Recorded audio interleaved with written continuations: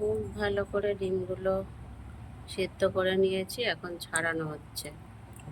আর এটা কি রান্না করব সেটা দেখাচ্ছি তোমাদেরকে। দেখো ডিম দিয়ে, কটা ডিম এখানে, 8টা ডিম আছে। কি ডিম? হাঁসের ডিম, হাঁসের। দেখো ওটা কেমন লাগে। সবাই কেমন আছে? আশা করি সবাই খুব ভালো আছে। আর দেখো আমি আবারও আজকে তোমাদের কাছে ছোট্ট একটা ভিডিও নিয়ে চলে এসেছি। আর আমার চ্যানেলে তোমাদের সবাইকে সবাইকে অনেক অনেক আমন্ত্রণ। সবাই সব সময় আসো আমার চ্যানেলে, দেখো ভিডিওগুলো, আর পুরো ভিডিওটা দেখো, কেউ স্কিপ করে চলে যেও না। তো চলো আজকে ডিম দিয়ে কি কি, আর ডিমের সাথে আর কি কি রান্না করছি সেটাও তোমাদেরকে দেখিয়ে নিই। আমি তো রোজকারের ব্যাপারটা তোমাদের দেখেই থাকি। তো চলো দেখে নাও চটপট। আর যদি ভিডিওটা ভালো লেগে থাকে অবশ্যই লাইক কমেন্ট শেয়ার করে দিও, কেমন? আর একটা সাবস্ক্রাইবও করে দিও প্লিজ, সবাইকে অনুরোধ করছি। তো চলো চটপট দেখে নাও। দেখো কড়াই তেল দেওয়া হয়ে গেছে। এখানে দেখো, পাখাটা বন্ধ করে দাও। এখানে দেখো ডিমগুলো সিদ্ধ হয়ে গেছে, নুন হলুদ দিয়ে নিয়েছি।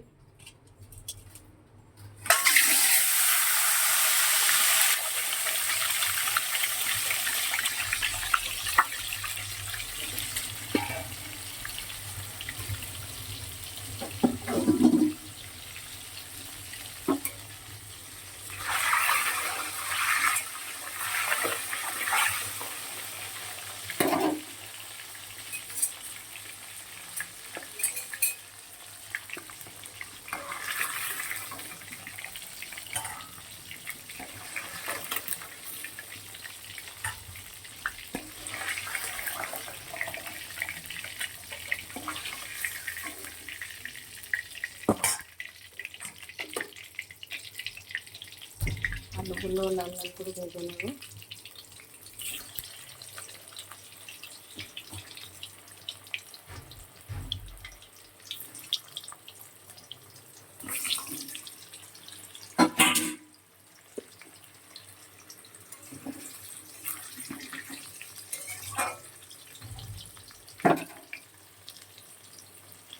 তুলে নিয়েছি।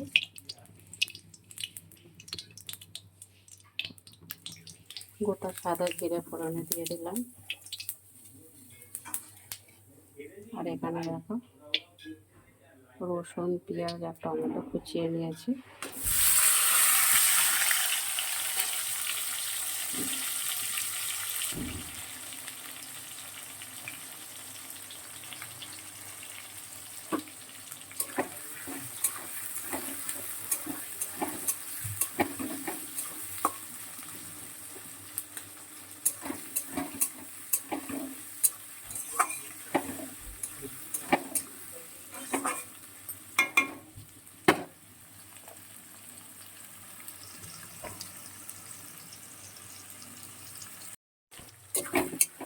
পেঁয়াজটা খুব ভালো করে ভাজা হয়ে গেছে।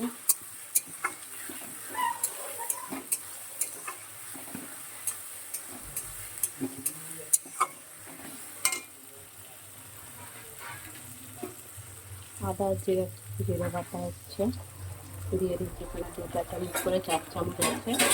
আর জল দিয়ে আগে থেকে গুলে রেখেছিলাম, ভিজিয়ে রেখেছিলাম। তাতে কি মশলাটা আরও ফুলে গেলে আরও ভালো সুন্দর হয়ে যাবে, রান্নাটা ভালো হবে। তো দেখো এখানে এবারে আমি দিয়ে দেবো পরিমাণ মতো লবণ।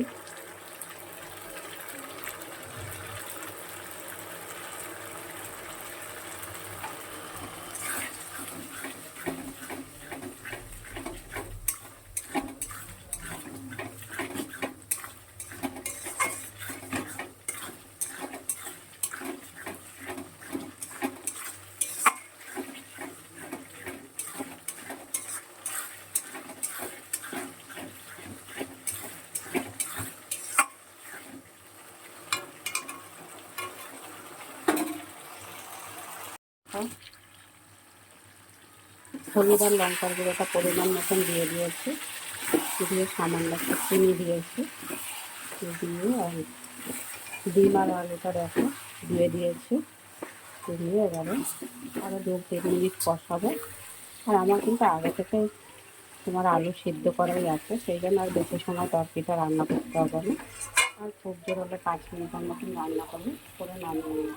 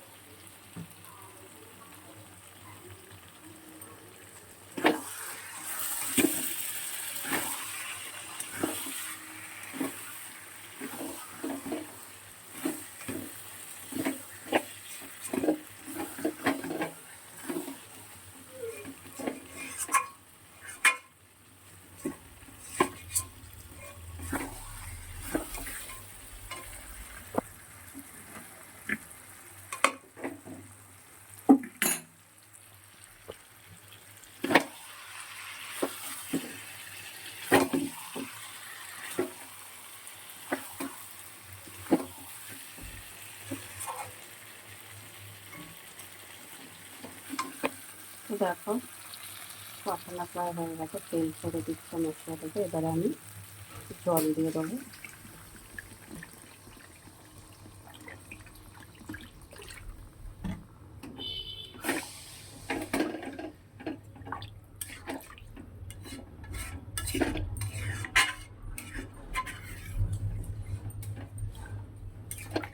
এবার এটা একটু ফুটে উঠবে, তারপরে নামিয়ে নেব।